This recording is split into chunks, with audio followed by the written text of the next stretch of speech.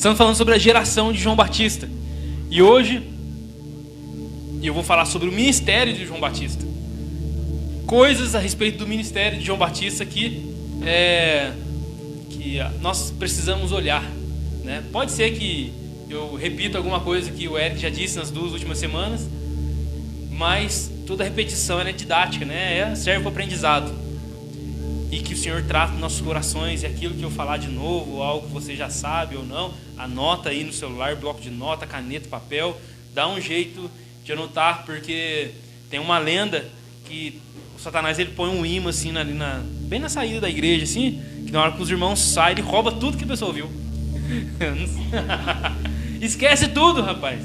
Aí chega amanhã e na hora que tem que praticar, puxa, vai lembrar só depois que erra. Errou, nossa, aí a consciência pesa, que é o Espírito Santo cutucando, viu, minha boca? É pra você ter notado. Então, brincadeira, irmão. Mas, então a repetição é didática. Aumentar a luz? Rapaz, dá pra enxergar? Dá pra enxergar. Você vê que eu tô penando muito, né? Aí você... Vamos ali no livro de João, no capítulo 1.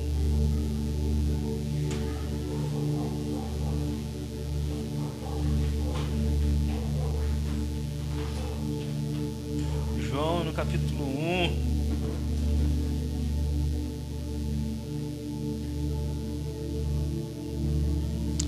A partir do verso 6.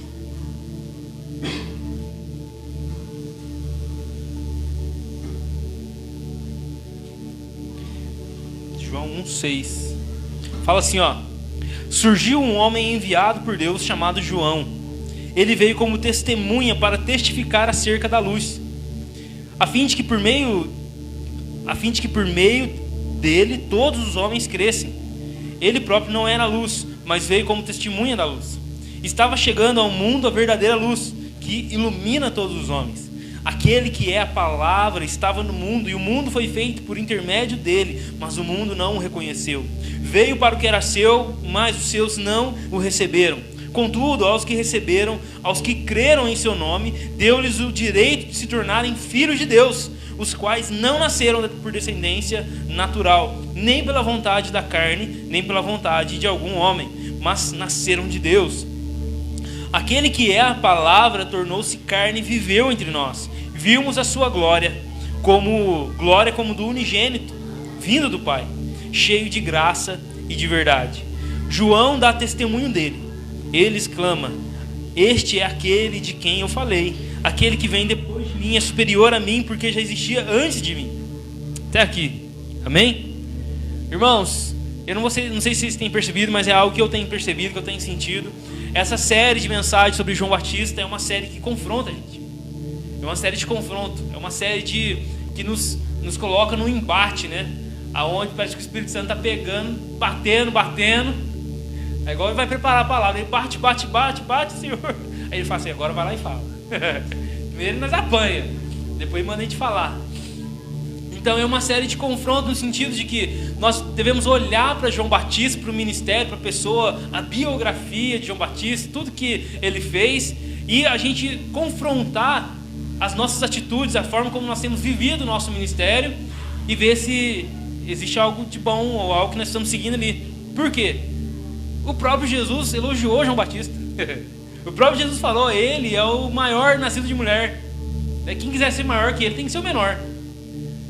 Mas Jesus, ele de alguma forma, ele enaltece, né, o trabalho e o ministério de João Batista, que era o quê? Preparar o caminho para o Messias. Quem está estudando aí, quem começou no comecinho do estudo, nós vimos uma frasezinha a respeito de escatologia, que é o já e o ainda não. Aonde o reino de Deus ele já foi estabelecido, mas ainda não em plenitude. Ele está em curso. Aonde Jesus, na sua primeira vinda, ele estabelece o reino, mas aí os judeus eles estavam na expectativa de, não, na hora que estabelecer o reino vai ser militar, político, econômico, vai ser de tudo quanto é jeito, e Israel vai voltar a governar. Mas não aconteceu isso, e é onde eles ficaram frustrados.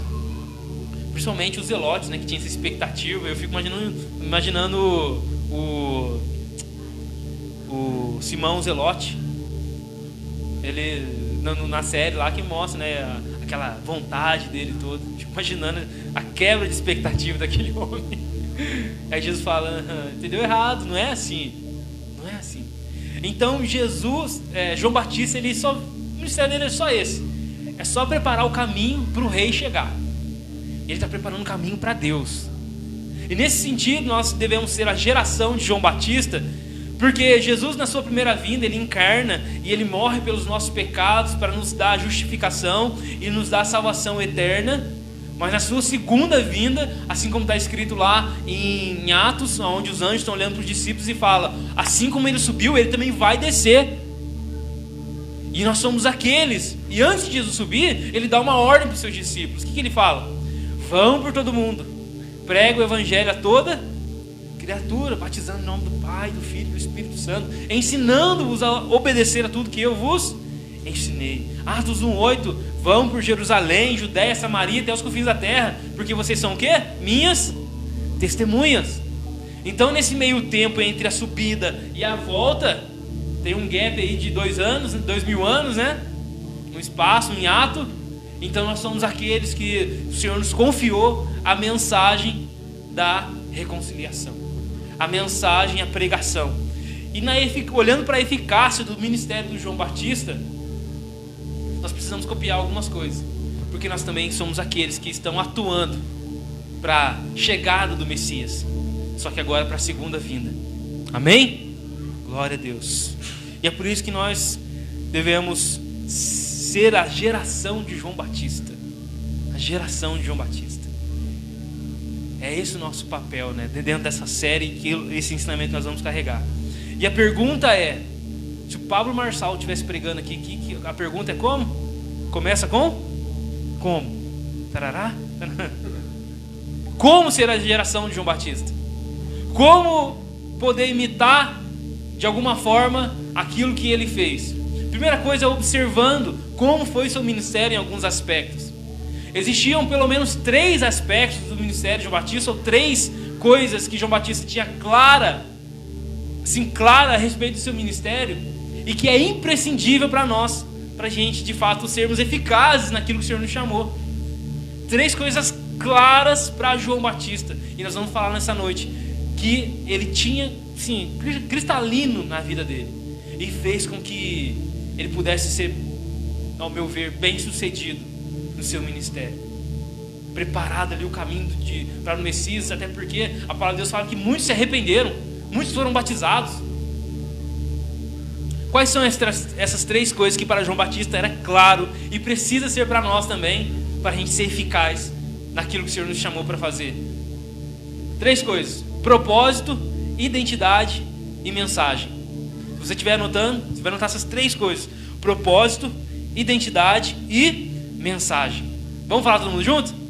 Propósito, identidade e mensagem. Mais uma vez: propósito, identidade e mensagem. Para João Batista estava claro qual que era o propósito dele. Quando a gente lê aqui o versículo 6 até o 9, fala assim, ó: surgiu um homem enviado por Deus chamado João. Ele veio como testemunha para testificar acerca da luz, a fim de que por meio dele todos os homens crescem. Ele próprio não era a luz, mas veio como testemunha da luz. Estava chegando ao mundo a luz verdadeira, né? A luz que ilumina todos os homens. E aí quando a gente pula para o 15, ele fala assim, ó: João dá testemunho dele, ele exclama: este é aquele que eu falei, aquele que vem depois de mim, mas é superior a mim, porque já existia antes de mim. Amém? Irmãos, para João era claro isso. Embora essa seja uma narrativa do João, discípulo, para João Batista também estava claro para que ele foi chamado. E nós vamos ler outro texto daqui a pouco. Ele não era a luz que iluminava os homens. Ele apontava para a luz. E a primeira coisa que nós precisamos entender a respeito do nosso propósito, independente da área que o Senhor te chamou para atuar, é que nós não somos a luz. Nós somos chamados para apontar para a luz. E isso é muito importante, porque nos dá um senso, regula o nosso ego, nos dá um senso equilibrado das coisas, diminui o nosso orgulho regula o nosso senso de importância. Porque nós não achamos que nós somos mais, mas também nós não achamos que nós somos menos. Tadinho de mim, misericórdia de mim. Que a pessoa está sempre no coitadismo, na alta ali, comiseração, sabe? Você olha para ela, dá vontade até de jogar uma moeda assim, ó. Já viu? Está sempre sofrendo por causa do evangelho, e nem está tanto assim. Tem uma história de um pastor norte-americano, que uma irmã, uma senhorinha, falou para ele assim: pastor, o inimigo está furioso comigo. Aí ele falou: por quê, irmã? Ah, tá dando tudo errado, o inimigo está furioso, está bravo. E aí o pastor, conhecendo a ovelha, falou assim: irmã, eu falo um negócio para a irmã, a irmã não faz nada de relevante para o inimigo que está furioso com a senhora. Às vezes as pessoas têm um senso de importância tão grande, que tudo parece que está apontando para ela. E a gente entender que a gente aponta para Cristo, a gente sabe qual é o nosso lugar. A gente sabe. E sabe também a importância de apontar. Se você abrir comigo Romanos 12:3. Romanos 12:3. Olha o que o apóstolo Paulo fala, que interessante.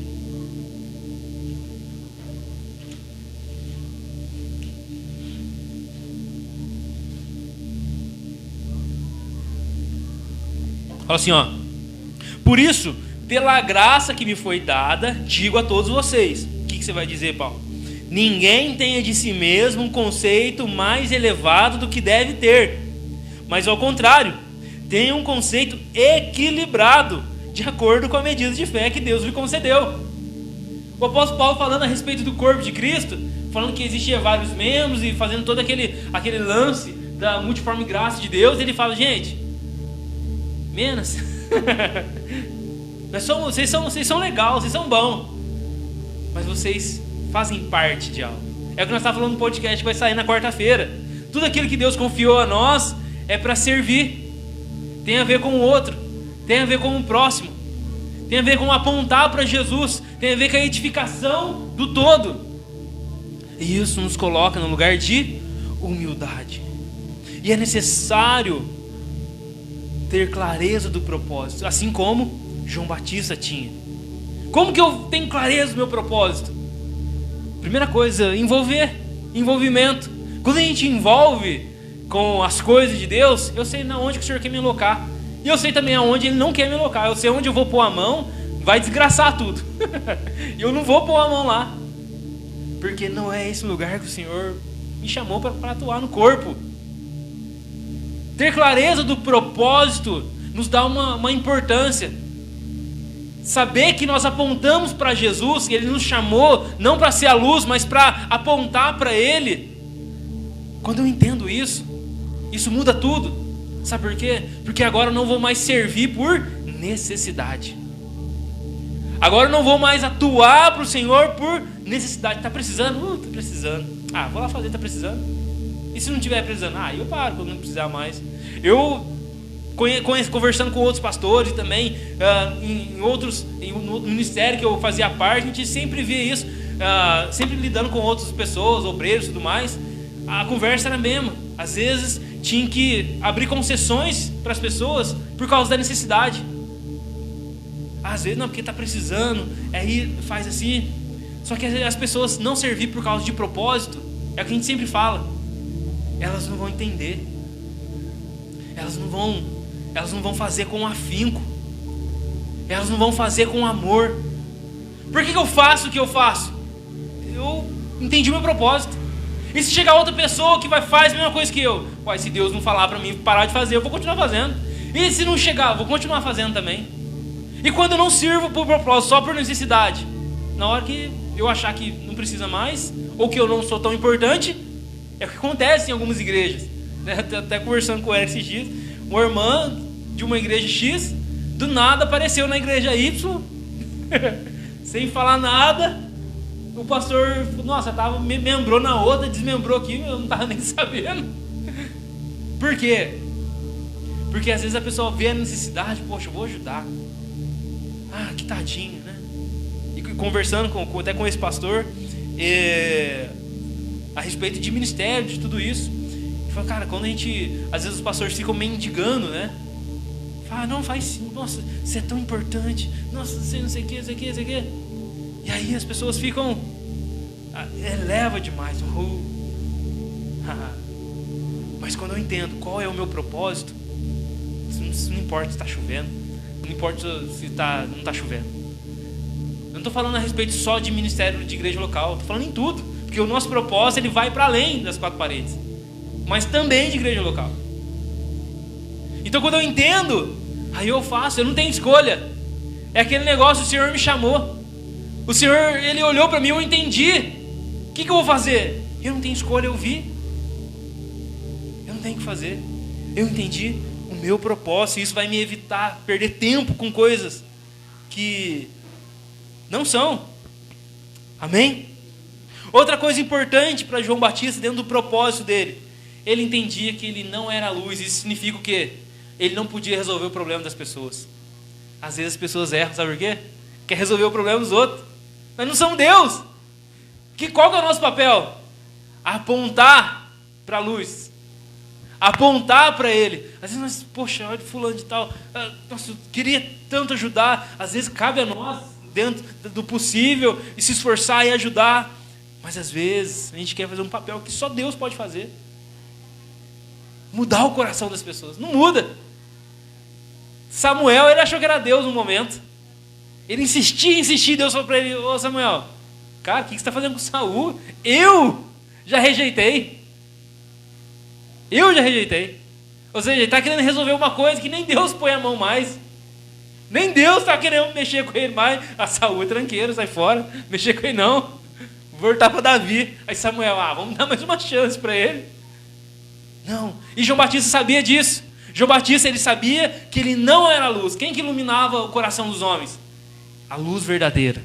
Qual que é a nossa função como geração de João Batista? Apontar para a luz. Apontar para a luz. Olha, eu na minha incapacidade, eu sou falho, mas eu sei que Jesus é poderoso para fazer isso. Olha, Ele faz. Apontando para Ele.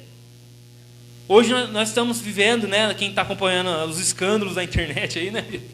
Muitas igrejas, um monte de BO, mas assim, nosso Deus do céu, tem igreja grande desfazendo, um monte de pastores desvinculando com a igreja por causa de escândalo. Por quê? O pastor assumiu, apontava para ele. O pastor centralizou ele. Ele que era a luz das pessoas. E aí perde o propósito. Com João Batista não era assim. Quando a gente aponta apenas para a luz, a gente nos isenta. Isso não significa que a gente vai esconder os nossos pecados. Não, Ele é perfeito, eu vivo do jeito que eu quero. Não é isso, não. Mas a nossa função é apontar para a luz. Tem um outro texto de João, queria que vocês abrissem comigo. João 3, João 3, 29. Olha que interessante isso aqui. João Batista, era tão claro o propósito dele que ele era até repetitivo. Ele até estava ficando até chato, já ele tinha falado de várias formas a mesma coisa. E ele falava assim, a noiva pertence ao noivo. O amigo que presta serviço ao noivo e que atende, o ouve, enche de alegria quando ouve a voz do noivo. Deixa eu só ler essa frase de novo que eu li fora errado aqui. A noiva pertence ao noivo. O amigo que presta serviço ao noivo e o atende e o ouve, enche-se de alegria quando ouve a voz do noivo. Esta é a minha alegria, que agora se completa. É necessário que ele cresça e que eu diminua. É o que nós cantamos aqui. É o que nós cantamos desde o início. Aponta para Ele. É por Ele. É para Ele. São todas as coisas. O versículo que eu trouxe no início. Ele é a imagem do Deus invisível. Ele é o primogênito sobre toda a criação. Ele é antes de tudo. Tudo subsiste por meio dEle. E qual que é a função nossa? Apontar para Ele. Apontar para aquele que fez todas as coisas. E João Batista, ele fala o seguinte, olha, a noiva pertence ao noivo. Existem muitas igrejas, como eu estava falando, que o pastor ele não entendeu isso. A liderança não entendeu isso. Dos mais níveis, ele acha que a noiva é dele. Se a noiva sai da igreja dele e vai para outra igreja, ele vai lá brigar, tá lá de coio. Por quê? Porque ele pensa que ele é dono da noiva. E não é dono da noiva. Não é. Em contrapartida, tem aqueles que não querem nem se envolver com a noiva. Em contrapartida, enquanto aqueles são possessivos, né? Relacionamento tóxico. Em contrapartida, tem aqueles que não querem nem mexer com isso. Não querem nem mexer com isso. Mas quando a gente entende qual é o nosso propósito, lembra do equilíbrio? Lembra que nós precisamos ter esse equilíbrio? E então nós envolvemos num relacionamento de cuidado mútuo com a noiva. Porque nós também somos noivo. Nós também estamos fazendo parte dessa grande expectativa do noivo voltar. Mas o Senhor levantou alguns, a geração de João Batista, para quê? Para envolver, cuidar, numa relação de reciprocidade com a noiva. E qual que é a alegria do amigo do noivo? Ele fala aqui: ouvir a voz do noivo. Você tem ouvido a voz do noivo? Quanto tempo que você não tem ouvido? Ou quanto tempo já faz que você ouviu a voz dele? E relacionado ao propósito, nós só fazemos o que nós fazemos. Sabe por quê? Ouvimos a voz do noivo. E aí fica claro as coisas. E aí fica claro. E aí fica mais fácil. Às vezes a gente está perdido em algumas coisas. Eu não sei se eu caso ou se eu compro uma bicicleta, né? O pessoal falava antes. Eu não sei se eu vou para lá ou eu vou para cá. Eu não sei se eu abro uma empresa ou se eu vendo sei lá o quê. Sabe por que dá essas confusão na cabeça da gente? A gente não está ouvindo a voz do noivo. Porque a voz do noivo ela traz clareza. Ela traz direção. Às vezes ele fica em silêncio mesmo. Que às vezes é a hora Mas às vezes outras vozes estão tomando conta do nosso ouvido. É outras vozes que estão falando aos nossos corações. E a gente está dando ouvido a isso. No livro do Luciano Subirá, um livro que chama Voz de Muitas Águas, ele traz um exemplo interessante sobre aquela passagem de Isaías, como que falando que Isaías, ou o profeta maior, não lembro, que a voz do Senhor é como voz de muitas águas. E ele diz assim: você já tentou conversar com alguém que está debaixo da cachoeira? É quase que impossível da pessoa que está lá dentro te ouvir. Eu estou lá de fora, não vou. Que é um monte de água batendo na pedra. E ele traz esse exemplo como a voz do Senhor sendo assim. Quando a gente está próximo dessa voz, a gente não consegue ouvir a voz que está lá do lado de fora. As vozes estão tentando atrair a gente, chamar a gente, mas a voz de muitas águas, ele fala, a voz do Senhor é como voz de muitas águas, ela é barulhenta, ela impede que as outras vozes consigam entrar, atravessar. E João Batista, ele fala assim, sabe quando eu fico feliz? Quando eu ouço a voz do noivo. Aí minha alegria é completa. Tudo que nós estamos fazendo é para quê? E por quê? Para ouvir a voz dele. É ele falando conosco. Prestei um livro para nossa diaconisa Zilda, O Segredo do Lugar Secreto, e o autor lá, o Bob Sorge, fala outra coisa interessante. Ele falando sobre o tempo de oração, ele diz assim, olha, eu não vou falar para vocês que sempre quando eu vou orar, eu ouço algo. Mas quando eu ouço, valeu por todos os dias que eu fiquei esperando. Qual que é o nosso papel? Qual que é a nossa função? Parar. Senhor, em nome de Jesus, fala comigo. Eu quero ouvir sua voz. E a voz, e abrir a palavra de Deus. Em primeiro lugar, a palavra de Deus. Deus nunca vai falar nada contrário com a palavra dele. É a base, é a direção, é aquilo que dá suporte, fundamento para nós. E ele aponta a direção. E ele fala, ele tranquiliza. Amém? Então, propósito. O que precisa estar claro para nós? Propósito. Nosso propósito maior, independente da área que você foi chamado, apontar para ele. Apontar para ele. E ouvir a voz do noivo. Segundo ponto, identidade. Identidade. Vamos ler no versículo 20 do capítulo 1. Isso estava claro para João Batista. Para execução. Irmãos, o cara foi preparar o caminho para o Messias. Nós somos chamados para... Imagina Jesus chegando. Você consegue imaginar Jesus? Eu não consigo imaginar muito bem, porque geralmente vem uma imagem de algum filme, né? Às vezes vem do Zóio Azul, agora vem do homem do The Chosen. Não é difícil imaginar. Mas imagina só, o cara recebeu uma promessa. Eu preciso preparar o caminho para o Messias. Eu preciso preparar o caminho para Deus. Ele sabia que ele era Deus. Porque ele fala assim, antes que eu existir, ele já tinha existido. Ou seja, ele fala da pré-existência de Jesus. Ele sabia. E aí, para ele tornar o ministério dele eficaz, uma das coisas que ele tinha como certeza clara era a sua identidade. Olha no versículo 20. Vamos ler o 19. Este foi o testemunho de João, quando os judeus de Jerusalém enviaram sacerdotes e levitas para lhe perguntarem quem ele era. Ele confessou e não negou. Declarou abertamente: não sou o Cristo. Perguntaram: então, quem é você? É Elias? E ele disse: não sou. E é profeta? E ele disse: não. E aí perguntaram: finalmente, quem é você? Dê-nos uma resposta para que levemos aquele que nos enviaram, que diz acerca de si próprio. Irmãos, isso que eu acho muito interessante isso aqui. Eles querendo colocar algo sobre João Batista. E só gente boa. Você é profeta? É Elias? Sou nada. Se ele fosse o... Ele confessou e não negou. Eu não sou o Cristo. Eu não sou o profeta. E a primeira parte para a gente entender qual que é a nossa identidade, a gente precisa saber quem que a gente não é. Porque há uma tendência muito grande de a gente copiar as pessoas. Há uma tendência muito grande de a gente, principalmente nas redes sociais, né? Onde você olha o story ali, a gente quer ser alguém. E aí a gente cai num perigo. A gente olha, poxa, que estilo de vida maneiro. Às vezes nem é pecaminoso, mas é algo que você, poxa, eu queria ser assim.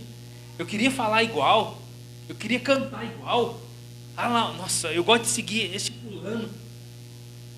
E às vezes quando a gente parar assim, quando a gente for para pensar, o que significa para nós, quando a gente fala assim, eu sigo fulano. O que é seguir o fulano?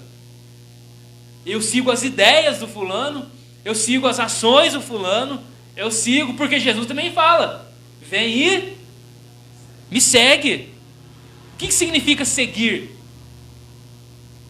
Para nós, é de fato ser discípulo em relação a Cristo. Não que é errado o Instagram, nem nada disso. Mas, às vezes as pessoas, e o próprio nome das pessoas que estão lá, muitos seguidores, é o quê? É digital influencer, ou influenciador digital.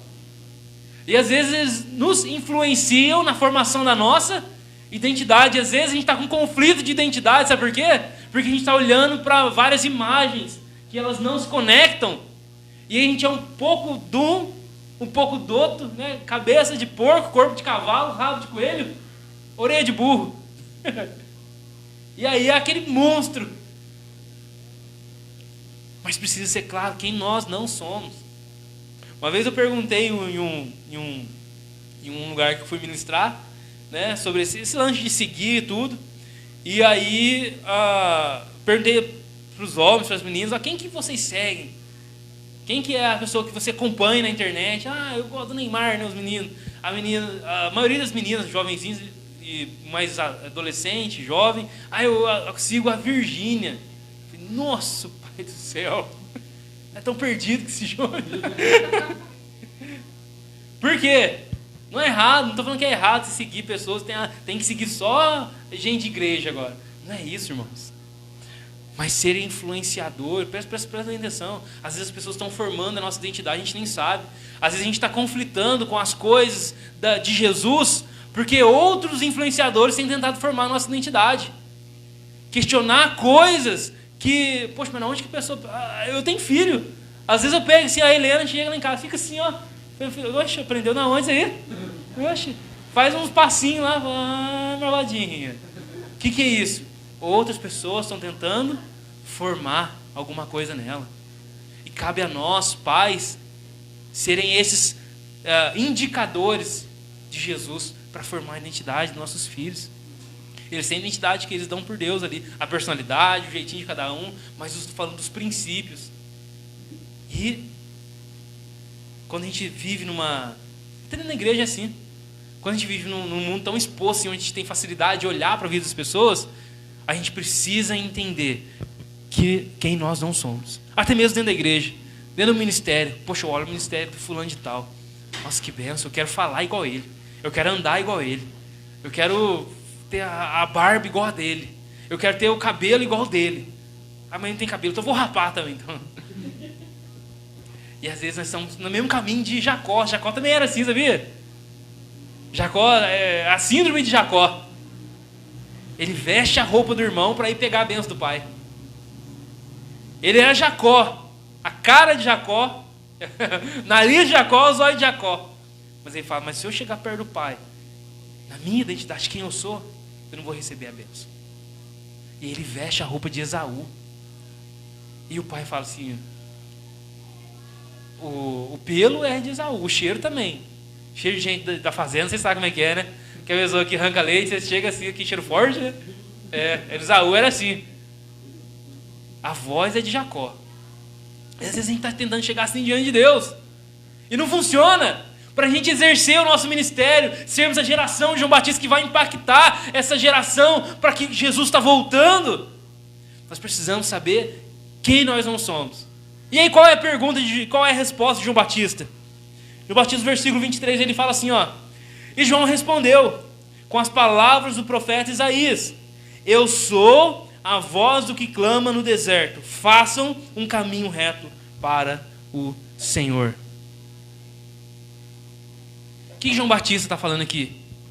Ó, quem que é você? Perguntar, quem que é a Pietra? Quem que é o Harrison? Quem que é o Lipe? Quem que é eu? Eu sou o que a Bíblia diz que eu sou, cara. Essa é a resposta de João Batista.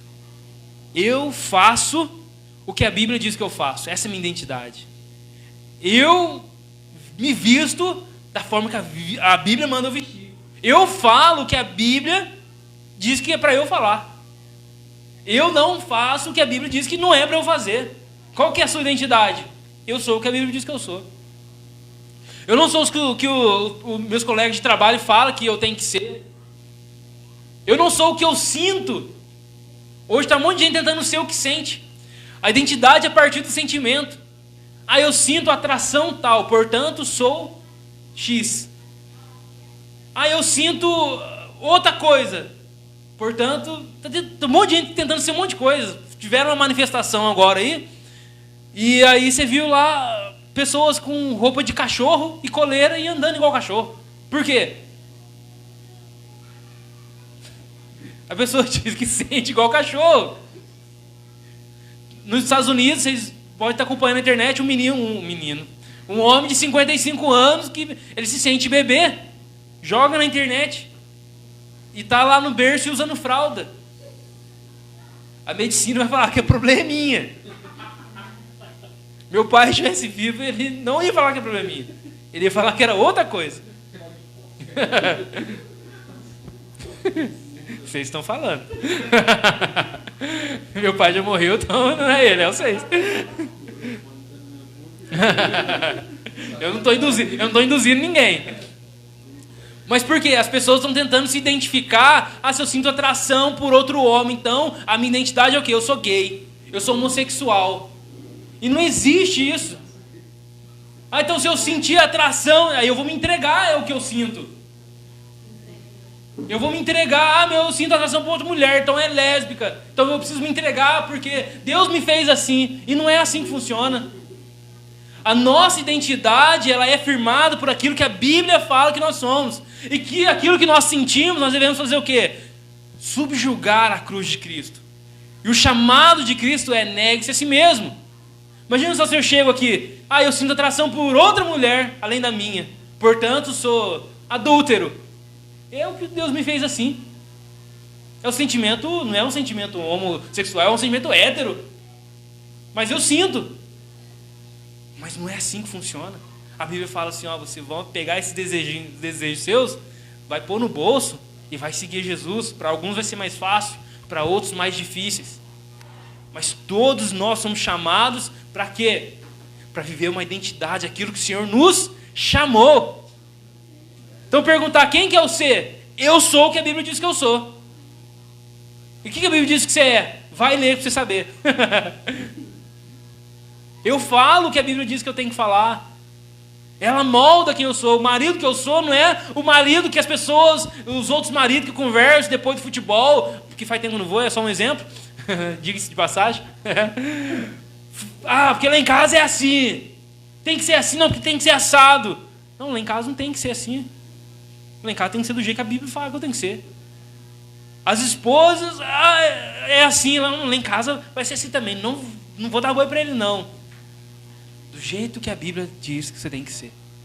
Filhos, porque meu amiguinho da escola tem celular com não sei quantos anos, por que só eu não tenho? Não interessa. A Bíblia fala para você obedecer seu pai, você tem que ser obediente. Lá no trabalho, não interessa. A minha identidade não é pautado pelo que está fora. E para João Batista, irmãos, estava claro isso. E o cara foi eficaz, sabe por quê? Porque ele não perdeu a direção. Ele poderia falar assim, vocês acham mesmo que eu sou Elias? Será que eu pareço com Elias? Profeta? Nossa! Vocês acham mesmo que eu sou o Cristo? Não, eu não sou. Eu sou só o que a Bíblia diz que eu sou. Tá ótimo. Porque as pessoas pensam o seguinte, mas o que importa é ser... porque Deus não quer que ninguém só... O importante é ser feliz. Eu já falei isso algumas vezes, irmão. Essa carta é uma carta que o diabo que enviou para as pessoas. Não é ser feliz. É importante nós sermos obedientes. E a nossa felicidade está condicionada à nossa obediência. Obediência. Imagina se eu falasse para o Pedro, Pedro, importante, Pedro apóstolo, é importante você ser feliz. Ele nunca ia ser crucificado de cabeça para baixo. Nos moldes que nós pensamos hoje, fala, Paulo, importante você ser feliz, viu? Coitado, Paulo, estava pregando até hoje aí. Mas eles entenderam que não era assim. É necessário ter obediência. A Bíblia diz que... Sabe por que nós precisamos entender quem que nós somos, segundo a palavra de Deus? Porque assim como os fariseus perguntaram para João Batista, vão perguntar para você também. Vão questionar quem você é. No momento que você mais estiver, às vezes, turbulado, vão questionar. Eles insistiram com João Batista no versículo 24. Alguns fariseus tinham sido enviados, interrogaram, mas então por que você batiza? Se você não é o Cristo, nem Elias, nem um profeta. As pessoas estão tentando dar carteirada. Por que você faz o que você faz? Por que você canta da forma que você canta? Você não tem a bagagem, você não tem o currículo. Mas vai abrir igreja, mas quem que é você? Não importa, eu ouvi a voz. Eu sei quem me chamou. Eu sei o que ele diz acerca de mim. Eu sei o que ele pensa acerca de mim. As pessoas vão questionar. Mas você? Não interessa. Eu sei quem e eu sei aquele que me chamou. Eu sei qual é o meu propósito. Essa é a geração de João Batista. Amém? A gente só está ouvindo a voz e está obedecendo. Mais nada. As pessoas geralmente elas querem colocar, assim como é o caso aqui, a estrutura delas em nós. Mas a realidade é que não cabe. Lembra de Saul e Davi? Está todo mundo já morrendo de medo lá. Um monte de dias, se não estou enganado, 40 dias lá no campo lá para guerrear lá. Aí Davi chega daquele jeitinho dele, vai lá, não, eu vou pegar. Aí Saul, não, você é louco, rapaz, você é menino aí, o cara é velho de guerra. Não, eu já tenho experiência, eu sei quem eu sou. Eu sei o que aconteceu lá atrás, eu sei com quem eu tenho intimidade, eu sei no nome de quem que eu vou. Aí Saul falou o seguinte, então veste minha armadura. Se a armadura é boa, por que ele não foi? Se a armadura é tão boa assim, por que ele não foi igual eu não vou falar isso não. Se a armadura é tão boa, por que ele mesmo não estava vestido e foi para a guerra? Não ia adiantar nada que a armadura. Mas a palavra de Deus fala que Davi vestiu a armadura e não coube a armadura. Não vai caber, cara. Não vai caber. As pessoas vão tentando colocar as armaduras dela em nós. Elas estão tentando colocar algo para nos vestir, para parecer igual os outros soldados. Está tudo morrendo de medo lá. Mas Davi, ele pega um instrumento do pastor. Sabe qual que é? Ele pega a funda. Pega as pedrinhas no rio, que ele está acostumado. Ele foi chamado como pastor lá. Ele sabia quem ele era. E ele vai para cima do gigante em nome do Senhor, apontando para o Senhor dos exércitos. Amém? Identidade. Identidade. Isso aqui é importante. E a terceira coisa, mensagem.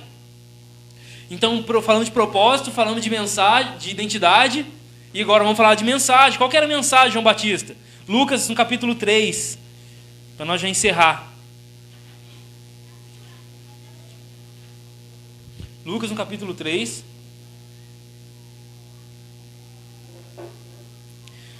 A partir do versículo 7.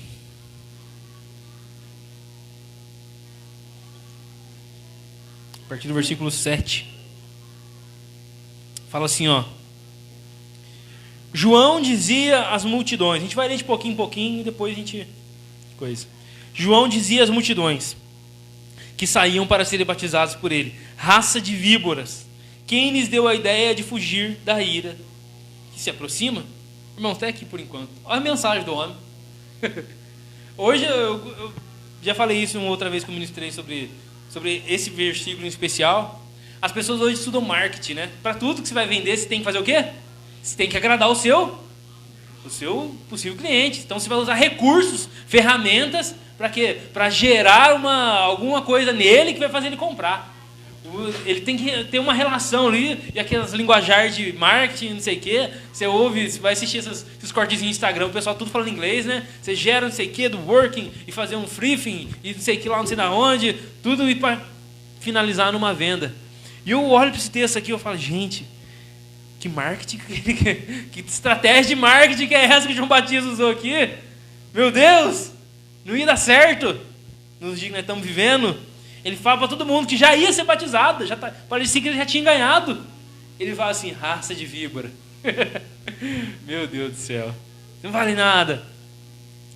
E qual que era a mensagem de João Batista? Ele está falando sobre a ira de Deus. Quem vos deu a ideia de fugir da ira que se aproxima?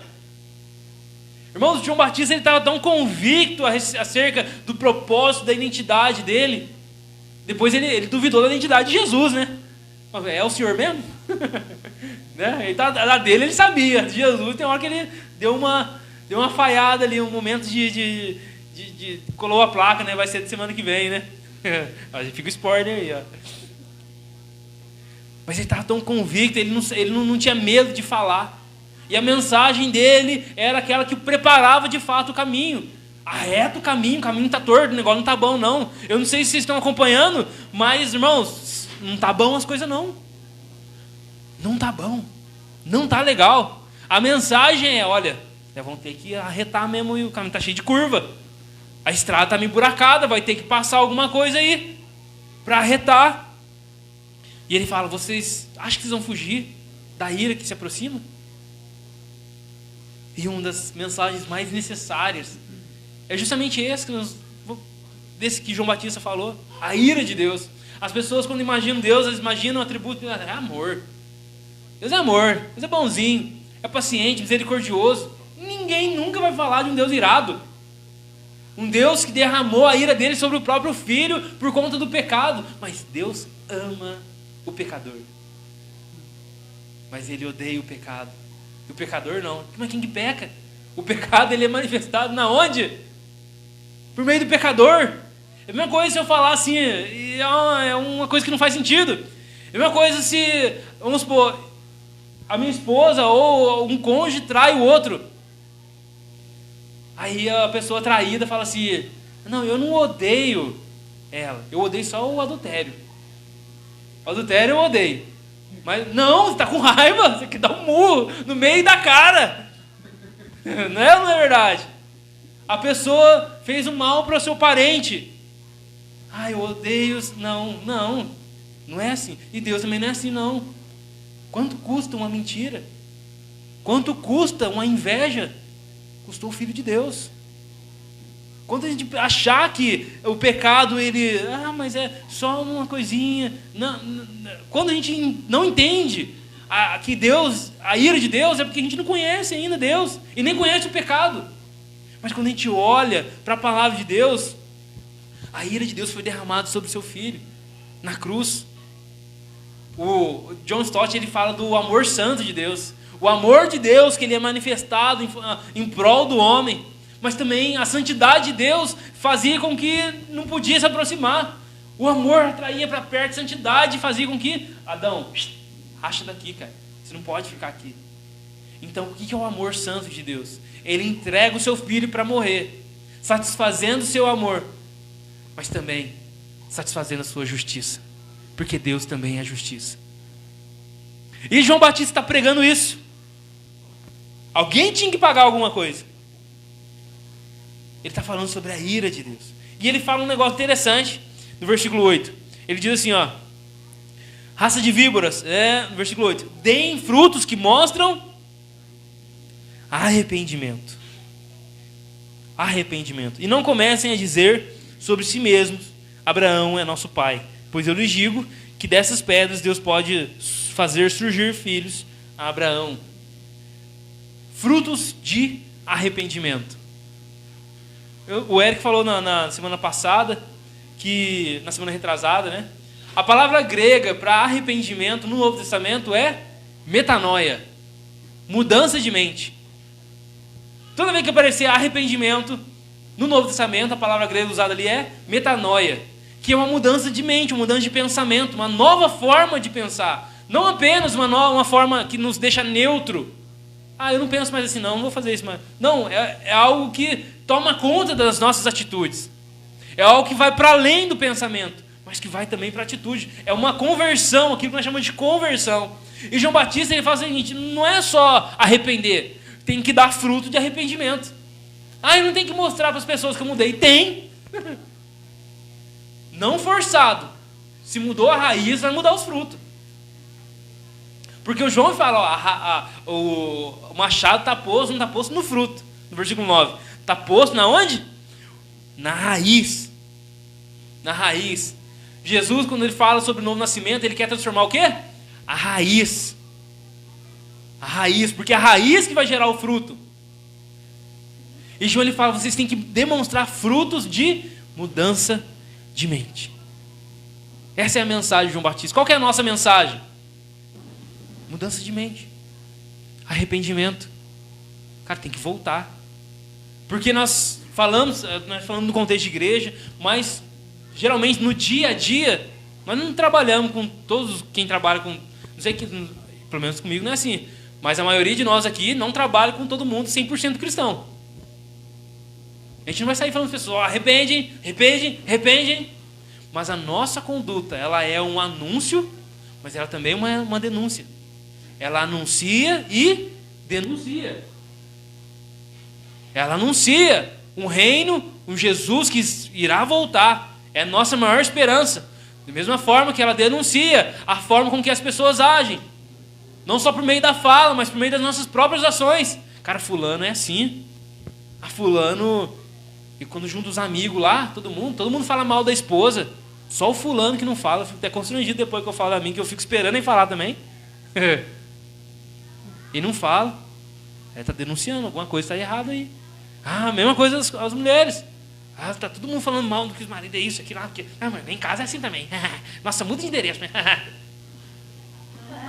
Pessoas ímpias. Estou falando no meio de pessoas ímpias.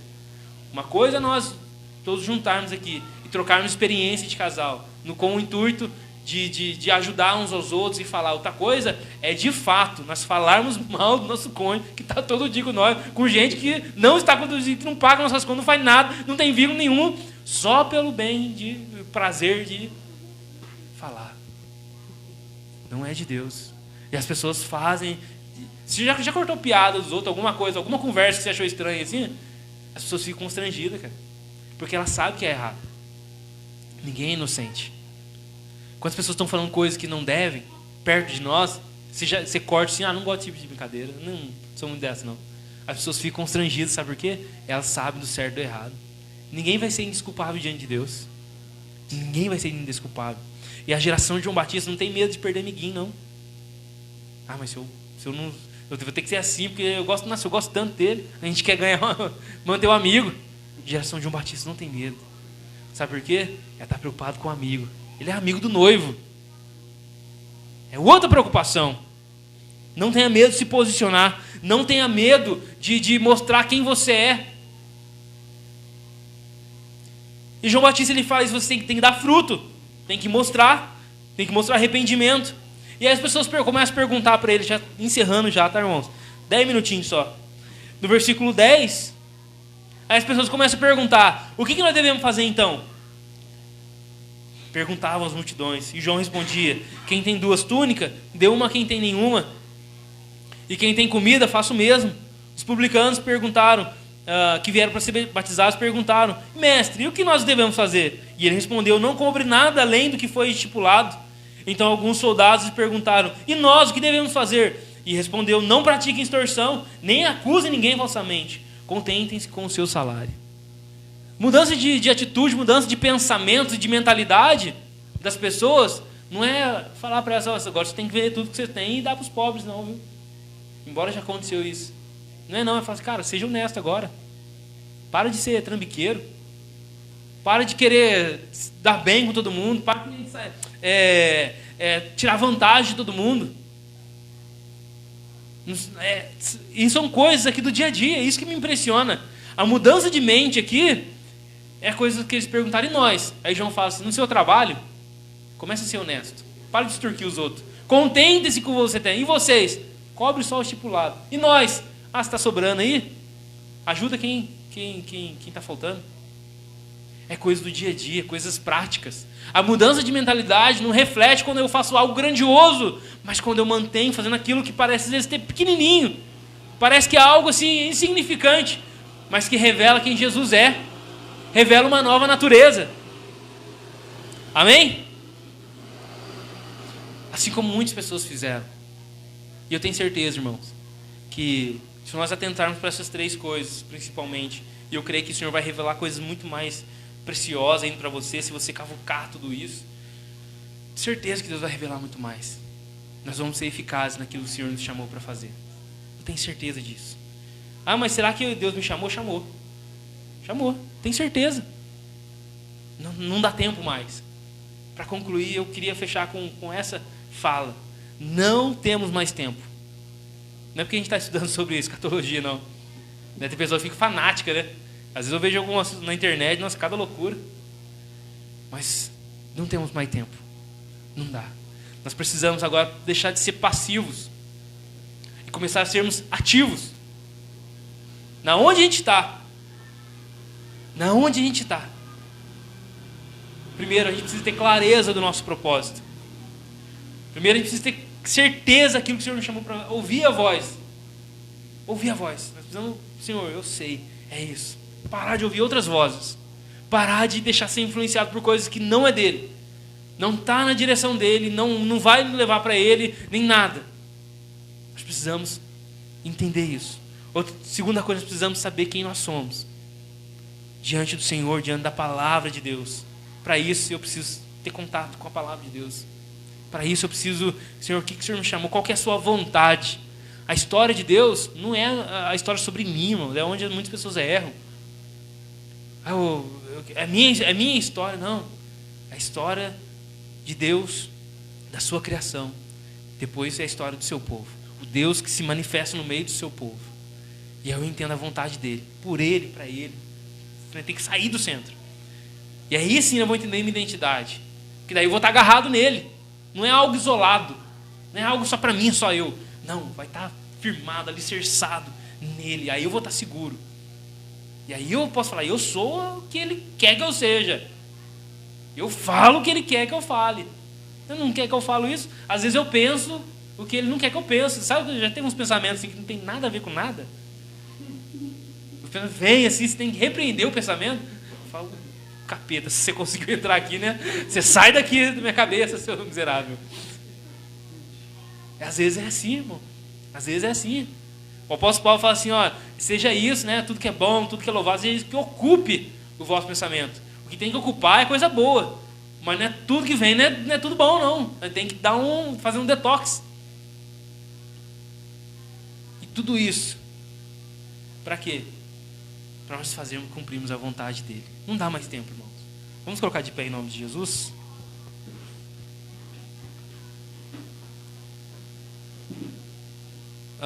Hernandes Dias Lopes, ele tem uma frase bem interessante. Ele fala assim, que quando alguém descobre um ideal que é maior que a sua vida, vale a pena dar a vida por esse ideal. E isso é uma verdade na história de muitos homens de Deus. Sabe por que Abraão estava disposto ali para sacrificar o seu próprio filho? Ele descobriu algo que era maior do que o seu próprio filho. Sabe por que Moisés, ele cumpriu o que ele cumpriu ali? Porque ele descobriu algo que era maior do que aquilo que ele estava abdicando. Davi, outros homens e mulheres de Deus. Neemias, ele sai lá da presença do rei, ele pede para voltar, para reconstruir o templo. E aí ele começa, ele mesmo vai lá, reúne a turma e começa a construir. Ele tinha um ideal que era maior que a própria vida. E a vida dele estava em risco, mas valia a pena entregar a vida por isso. E eu não falo isso somente em morte, no sentido de extremo da coisa, mas eu falo entregar o tempo. Entregar, às vezes as pessoas, se tratando só de finanças, né, a gente fala disso, meu oferta tudo, mas tem pessoas que terceirizam, não, eu vou lá e pago, não quero nem mexer com isso. Não, às vezes Deus quer também o seu tempo. Às vezes Ele quer a sua mão também. Às vezes não é só ir investir, Ele quer o ser. Né? Porque eu descobri algo que é maior do que eu. Amém? Vamos fechar nossos olhos? A geração de João Batista é essa, irmãos. É a geração que